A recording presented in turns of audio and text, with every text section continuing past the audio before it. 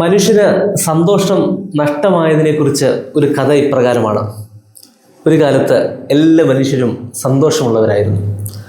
എന്നാൽ ഈ സന്തോഷത്താൽ സ്വയം മതിമറന്ന മനുഷ്യൻ ക്രമേണ സന്തോഷത്തെ ദുരുപയോഗിക്കുവാനായിട്ട് തുടങ്ങി.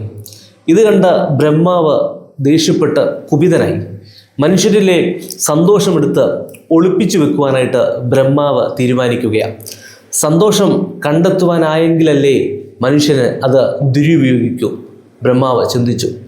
സന്തോഷം ഒളിച്ചു വെക്കുന്നത് സംബന്ധിച്ച് തീരുമാനമെടുക്കുവാനായിട്ട് ബ്രഹ്മാവ് ഒരു സ്വർഗീയ കൗൺസിൽ വിളിച്ചു. സന്തോഷം ഭൂമിക്കടിയിൽ കുഴിച്ചിടാനായിട്ട് കൂട്ടത്തിലൊരാൾ നിർദ്ദേശിച്ചു. വേണ്ട, ബ്രഹ്മാവ് പറഞ്ഞു, ഭൂമിയിൽ കുഴിച്ചിട്ടാൽ മനുഷ്യനത് കുഴിച്ചെടുക്കും. എങ്കിൽ നമുക്ക് അത് കടലിനടിയിൽ ഇടാം. കടലിൻ്റെ ആഴത്തിൽ ആരും അത് തപ്പില്ല.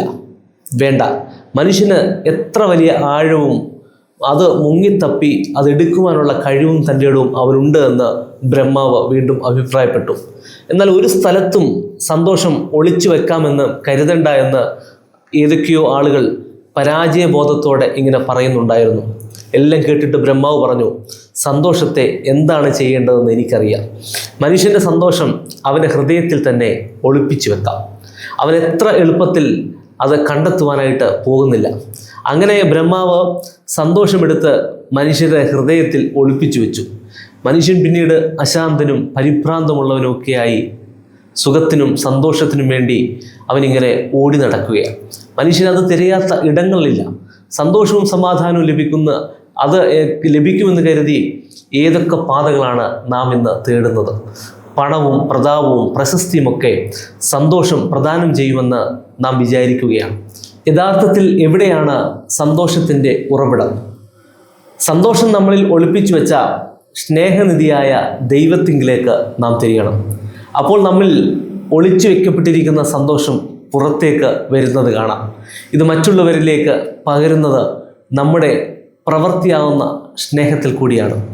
തുറന്നു തിരിച്ചാൽ, സ്നേഹിച്ചാൽ, മറ്റുള്ളവരുടെ നന്മയെക്കുറിച്ച് ചിന്തിച്ചാൽ, മറ്റുള്ളവർക്ക് കൊടുത്താൽ, അപ്പോൾ നാം അറിയാതെ നമ്മളിലുള്ള സന്തോഷം മറ്റുള്ളവരിലേക്ക് പ്രവഹിക്കുകയും ചെയ്യും. നാം എത്രമാത്രം വിശാല മനസ്സുള്ളവരാകുന്നുവോ അത്രമാത്രം സന്തോഷമുള്ളവരാകുവാൻ നമുക്ക് സാധിക്കുമെന്ന് എബ്രഹാം ലിങ്കൺ പറയുന്നു. ഹൗ ടു ലീവ് 100 years എന്ന ഒരു പുസ്തകത്തിൽ ഡോക്ടർ ഷോൺ ഷിൻഡ്ലറും ഡോക്ടർ ഹാവേഗസ്റ്റ് എന്നിവർ തയ്യാറാക്കിയ ആ ബുക്കിൽ ഒരു കാര്യം പറയുന്നുണ്ട്. നമുക്കുണ്ടാവുന്ന 50% രോഗങ്ങളുടെയും മൂലകാരണം ഉള്ളിലുള്ള അശാന്തിയും അസന്തുഷ്ടിയുമാണ്. നമ്മൾ ഉള്ളൊന്ന് തുറന്ന് ചിരിച്ചാൽ ഹൃദയവും മനസ്സും സന്തോഷപൂരിതമാവും. ശരീരത്തിൻ്റെ അസുഖങ്ങൾ പമ്പ കടക്കുമെന്ന് അവർ സമർത്ഥിക്കുന്നു. പക്ഷേ ഉള്ളു തുറന്ന് ചിരിക്കാൻ നമുക്ക് ഇന്നും മടിയാണ്.